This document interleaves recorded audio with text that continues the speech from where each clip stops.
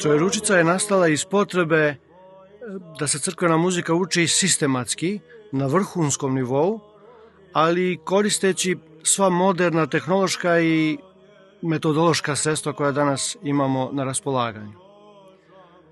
Školovanje u Trojeručici je put i proces razvijanja učenika, a ne prosto savladavanje gradiva. Taj proces počinje učenjem na početnom nivou, a završava se time da učenici postaju ozbiljni poici, moji saradnici, pa čak i učitelji. Najbolji učenici dobijaju mogućnost da učestvuju u raznim projektima koje pokrećem, na primjer postaju članovi mojih horova.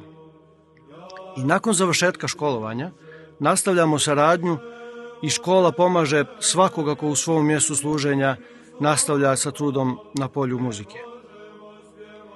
Školovanje u Trojeručici je uključivanje u jednu širu zajednicu i jedan organizovani ekosistem vizantijske muzike, čiji je cilj služenje crkvi.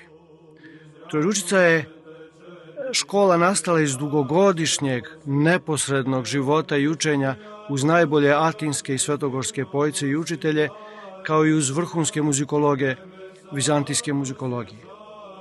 Zasnovana je na iskustvu koje se ne stiče kratkim boravcima, nego godinama života, učenja i služenja u prostoru i ambijentu živog predanja.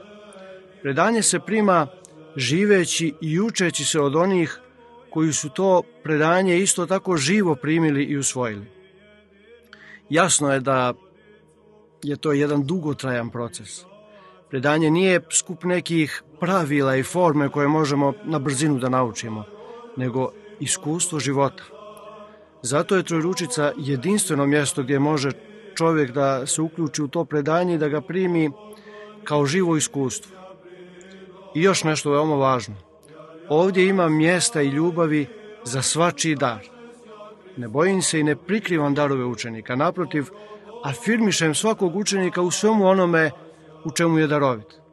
Tako se darovi umnožavaju na opštu korist i radost. Uostalom, samo tako se može služiti crkvi. A u Trojeručici se u tome svakodnevno vježbamo u praksi.